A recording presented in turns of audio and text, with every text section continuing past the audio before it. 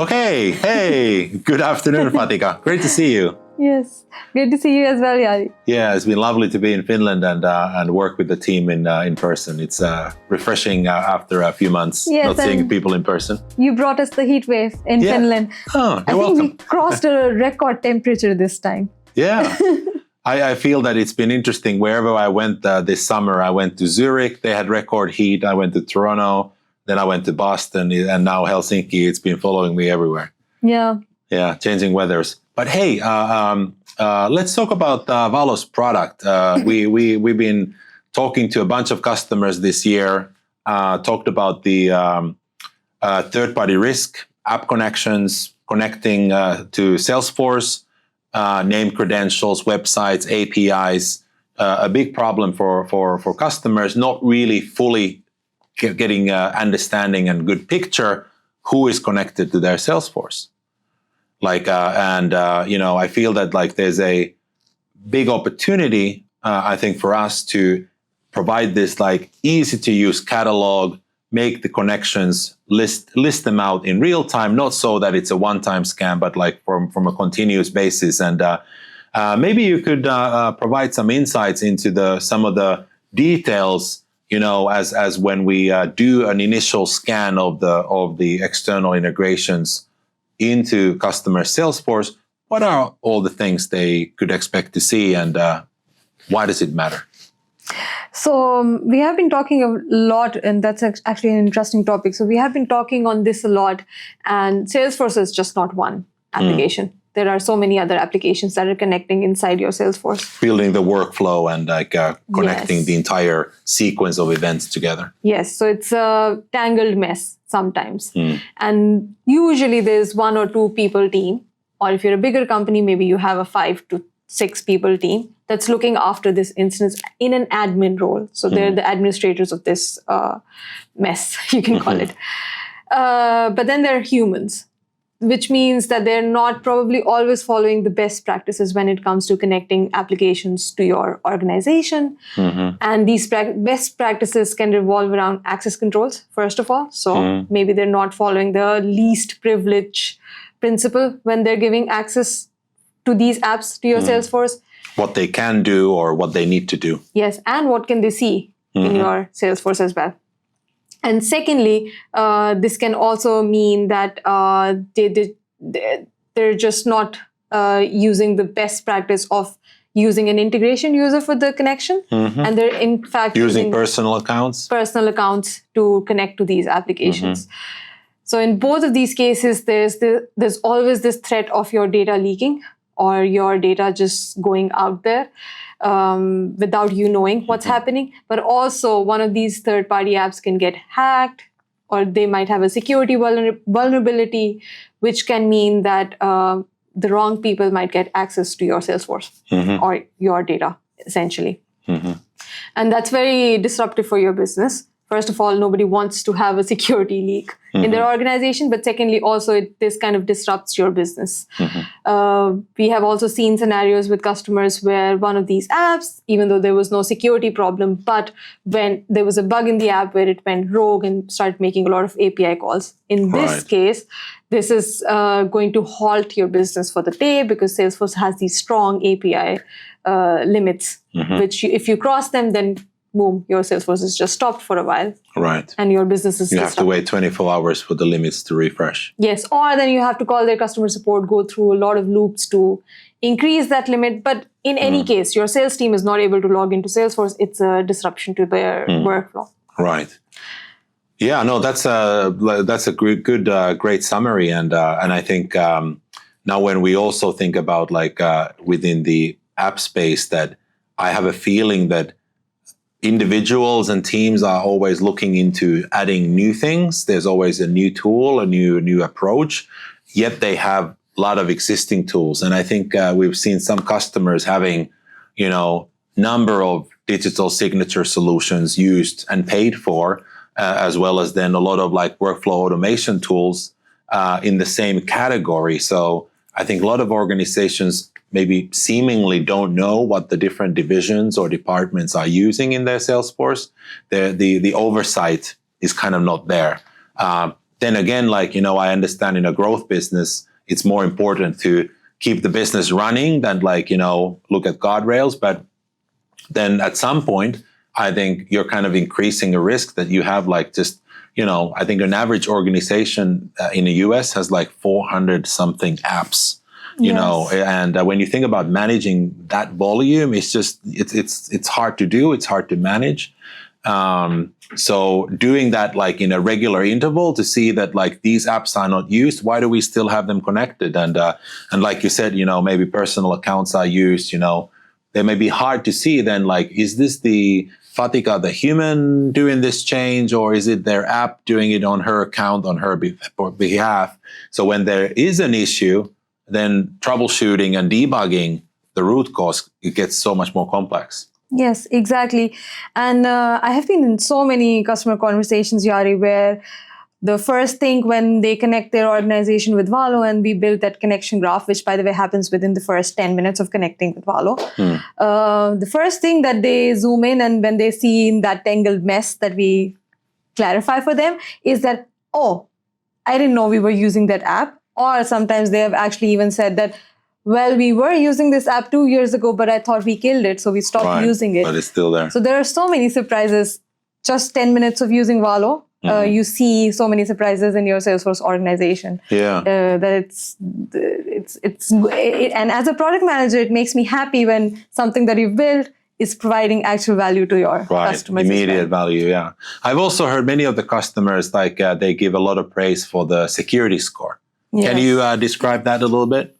Yes. So as you know, we have built an in-house service at Valo where we have gone through the apps on the App Exchange. And then we have actually rated them from our perspective. So we don't give away our secret recipe, our secret sauce, of course, but we go over the app's terms of services, privacy policies, how are they using your data, how is their reputation on the App Exchange as well, how many reviews do they have. So a lot of things that an average admin might not have the time to go through once they're trying to connect a new tool to their organization, or somebody's requesting to connect a new tool to their organization.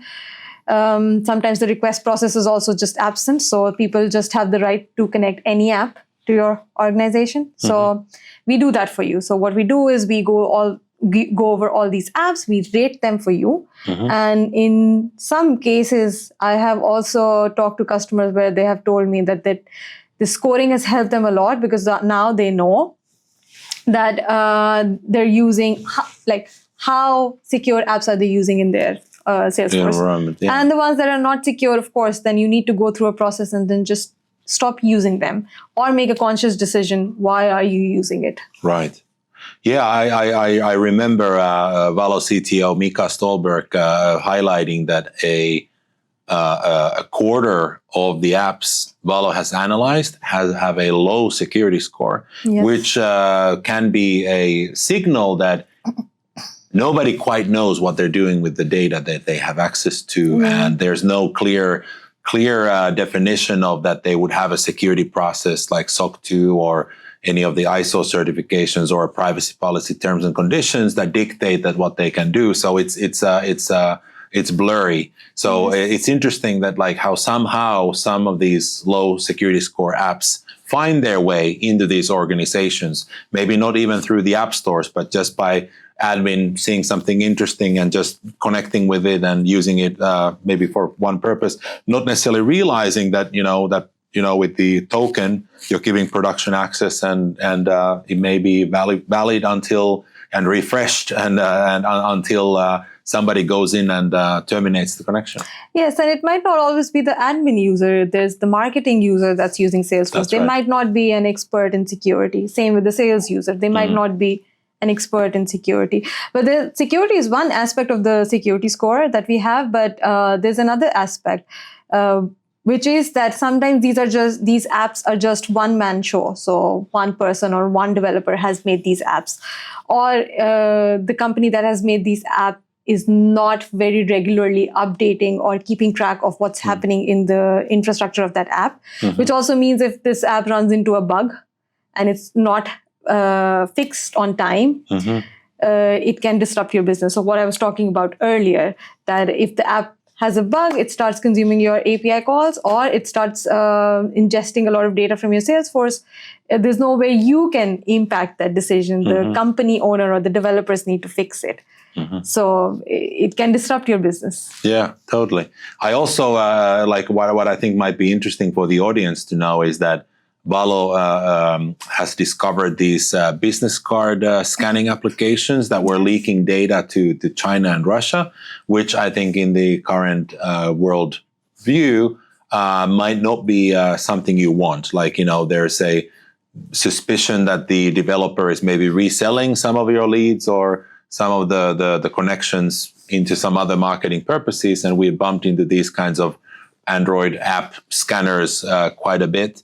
In addition then to apps that like clearly like are not built in a secure way in order to process sensitive data, and I think all of these details I think are highlighting the need of monitoring who has access to your production, what systems, third party tools are connected, and where. What geographies, Latin America, do you have business there? Russia, China, are these places where the data should end up?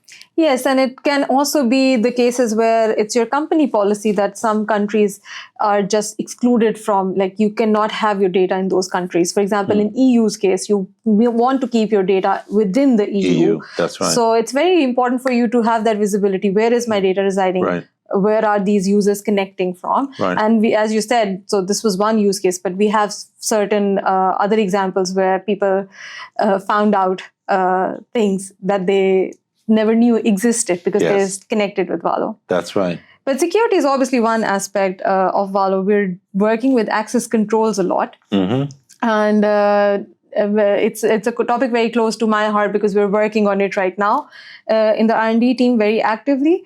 And it came up with a lot of discussions that we had with our customers. Plus also when I was at Dreamforce last year, I went to the admin bootcamp where when I was sitting with all those admins working, where their day-to-day was working with Salesforce administration, I realized that access controls was a big pain point for these admins.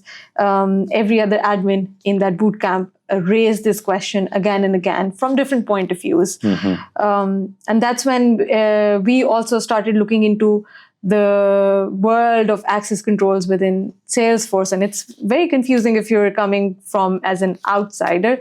So there are profiles, there's permission set groups, there's sharing rules in Salesforce. Field level security and exceptions and conditional, access. And, so there's so much in that domain.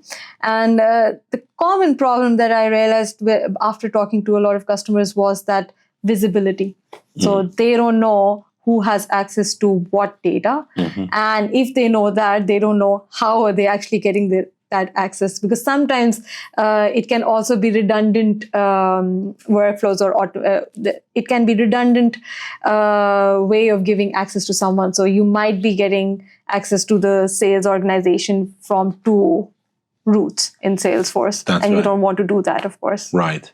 So we're working on solving that problem. Yeah, I'm so excited about the Dreamforce and upcoming announcements. But even today, Valo's core, I think, product value promise is to analyze existing profiles, existing permissions, and what users have dangerous permissions, how are they connected into the data, what they can do in a whole new way. You can search, you can compare, you can visualize permissions within lists, which today in Salesforce requires you to go into a lot of places, download CSVs, compare, a lot of manual efforts. And all of this is done in this very fast, responsive UI. But to maybe highlight the audience a little bit, so now at Dreamforce, we are announcing some really exciting things. We are really double-clicking more into this access control in Salesforce. So what are some of the new capabilities Valo is going to bring to the Salesforce customers?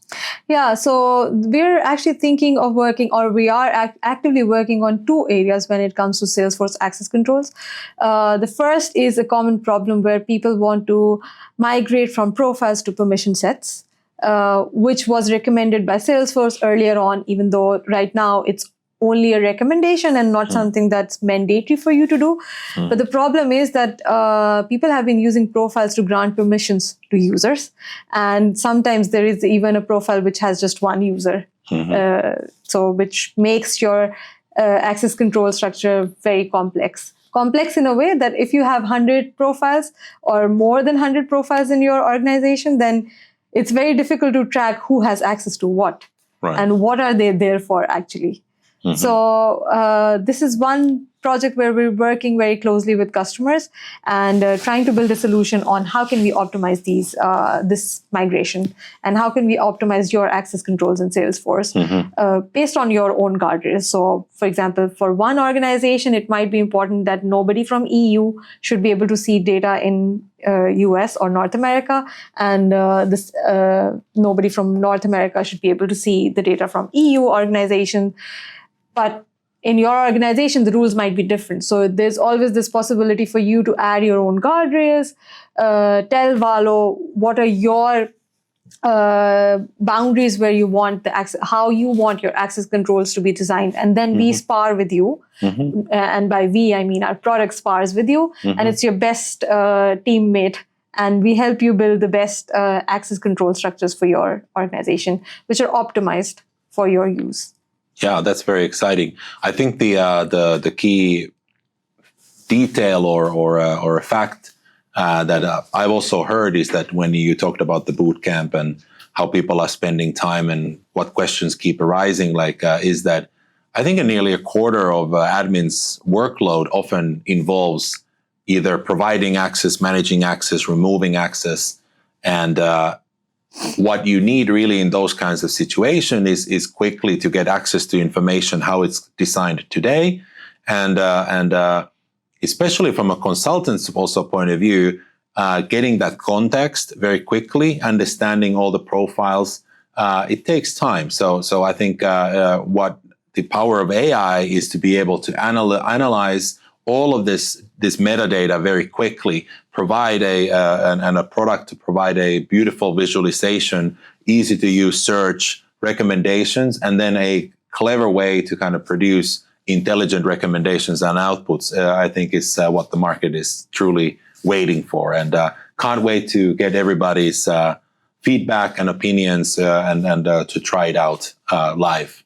Yes, but there's another aspect to this, Yari. So when you're doing this big migration or big project of changing the access controls in your organization, you're mostly not going to do it internally. You will also hire external consultants to do this. So this is where Valo steps in and helps your external consultants to be as efficient as possible, because now they have this AI tool helping them make smarter decisions based on your boundaries. Better accuracy, better speed, less human error. Yes. So this is how we make your projects more efficient. So we decrease that timeline, and the results are far more better than what you would have with only humans working on that project. And of course, the cost aspect is there. We reduce the cost in longer term for these kind of projects. And access control is not like a one-time thing. It keeps on changing. So, and I've been talking about this with a lot of consultants. So what happens is that you might have an organization structure right now, but as your business grows, more people join, or some people might leave your organization. So you have to continuously battle with the access controls in Salesforce and keep on changing them according to business needs. So it's a constant thing. You need to keep on working on these things. Right. I think there's one aspect I want to bring into this conversation is the Salesforce costs and Salesforce spend, and permissions and permission sets, access control in general are derived from the license you allocate to a particular Salesforce user. Do they have a Salesforce core license, platform license? They can only work on custom objects versus everything. They also have different price points. You have login licenses. You need to analyze usage inside Salesforce, that what kind of license fits really these individuals, especially if you have you got to think about the internal audience, but the external audience also within Experience Cloud. Valo has built quite an extensive user license analysis to be able then to first see that what users have and what they use and what they do in order to produce recommendations. Can you tell a few examples of like what Valo provides for customers? Yeah, so we take the usage of the user in account when we give you recommendations on what kind of license type should this user have. And according to the data that we've seen with the customers connected with Valo, 1/3 of users can actually do with the platform license instead of having a Salesforce license. That's a lot of money to be saved or reused, reallocated into other things. Exactly. So, and a lot of customers have actually saved prices, especially with this feature when they were renegotiating their contract. So there's a lot of value in there. But not just that, actually, coming back to the usage plus the access control. So one thing that we will do for our customers is that we're going to take into account this usage data that we already have and we're using for your license cost optimization and move it to the access control design as well. So we will actually help you design your access control based on how this user is actually using your Salesforce. Wow. So we will recommend you, well, this user seems, even though there may be a marketing user, but they seem to be using a lot of sales objects. So maybe you might want to create a permission set based on this information, and then we will make them for you. We will also deploy them to your sandbox. Wow. Wow, that's a lot of time savings and a lot of valuable information on your fingertips. And so all admins, architects, come find us in Dreamforce, and looking forward demoing and showing to you all these new powerful capabilities from Valo. Yes. But I do have a question for you, Yari. So how would you feel if you have a tool where you can just go and write what access does Yari has in Salesforce? Right. I think it would be amazing being able then to very quickly visualize, all the Yari's access in a single page. Today, that data is in multiple pages in the Salesforce setup, and there are some third-party tools, but none of them really have appealed in terms of the way that they are building visualization or information for me.